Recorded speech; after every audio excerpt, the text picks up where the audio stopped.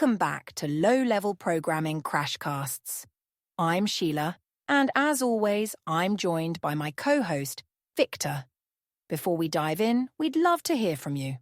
If you're enjoying our show, please take a moment to rate us on your favorite podcast platform. It really helps us reach more low-level programming enthusiasts like you. That's right, Sheila. Your support means the world to us. Now let's get into today's topic. We're continuing our chapter on number systems and data representation, and today we'll be discussing character encoding, specifically ASCII and Unicode. Excellent. But before we start, I have a quiz question for our listeners. Here it is. What's the maximum number of unique characters that can be represented using ASCII encoding? Ooh, that's a great question, Sheila. It really gets to the heart of understanding character encoding systems. Listeners, think about the structure of ASCII and what that might mean for its capacity. We'll reveal the answer at the end of the episode, so stay tuned. Now, Victor, could you start by explaining what character encoding actually is? I think it's important we lay the groundwork for our listeners. Absolutely, Sheila.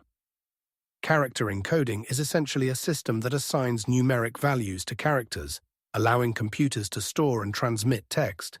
It's like a secret code that translates human-readable characters into numbers that computers can understand and process. I see.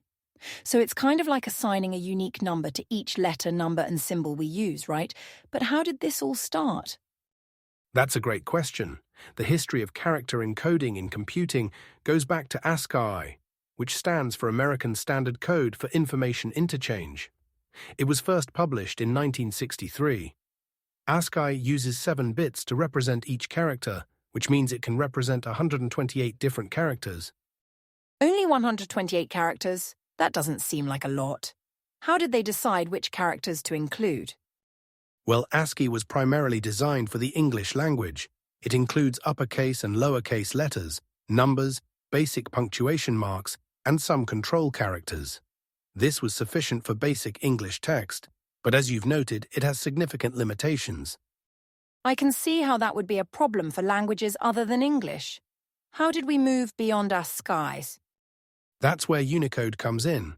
Unicode was developed in the late 1980s to address the limitations of ASCII. Instead of using just 7 or 8 bits, Unicode uses a much larger range of numbers to represent characters from virtually all of the world's writing systems. That sounds much more comprehensive. But how does Unicode actually work? Is it similar to ASCII in structure? Good question, Sheila. Unicode is more complex than ASCII. It assigns a unique number, called a code point, to each character. These code points can then be encoded in different ways, which leads us to UTF-8, UTF-16, and UTF-32. UTF-8, UTF-16, UTF-32.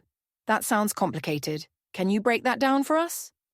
Sure thing. These are different ways of encoding Unicode characters.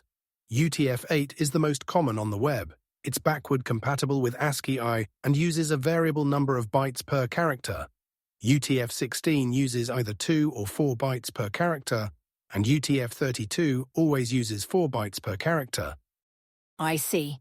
So UTF-8 seems more efficient for English text, while UTF-32 might be better for languages with more complex characters? That's a great observation, Sheila.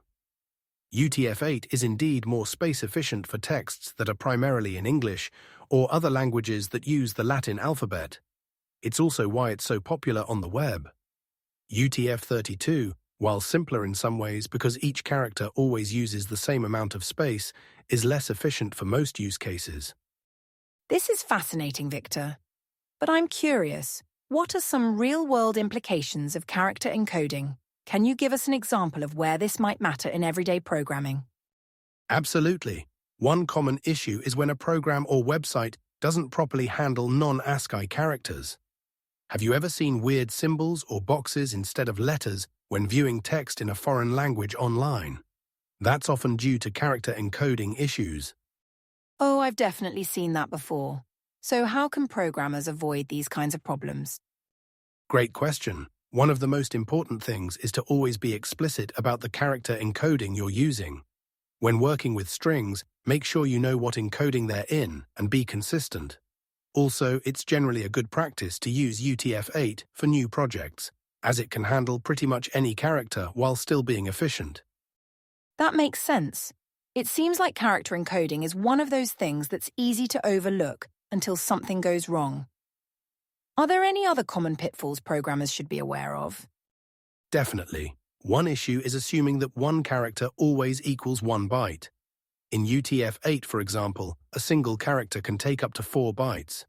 This can cause problems if you're trying to do things like truncate strings based on byte length rather than character count. Wow, I can see how that could lead to some tricky bugs. Any tips for our listeners on how to remember the key points about character encoding? Here's a simple mnemonic. A Unicode character a day keeps the encoding bugs away. It reminds us that using Unicode, specifically UTF-8, as our default choice for character encoding can save us a lot of headaches. That's clever, Victor. I think that'll stick with our listeners. Now, before we wrap up, let's reveal the answer to our quiz question. The question was, what's the maximum number of unique characters that can be represented using ASCII encoding? That's right, and the answer is 128 characters. ASCII uses 7 bits, and 2 minus 7 equals 128, giving us 128 possible unique characters. Thank you, Victor. To summarize today's episode, we learned about character encoding, starting with ASCII and its limitations, then moving on to Unicode and its various encodings like UTF-8, UTF-16, and UTF-32. We discussed the importance of being explicit about encoding in our programs and the benefits of using UTF-8 for new projects. Excellent summary, Sheila. Remember, listeners, character encoding might seem like a small detail, but it's crucial for creating software that works well for users around the world. Absolutely. And that wraps up our episode for today. If you found this helpful, please visit crashcasts.com and consider joining our Discord community. Your support on Patreon helps us keep creating this content. And don't forget to subscribe and rate our podcast. Until next time, happy coding.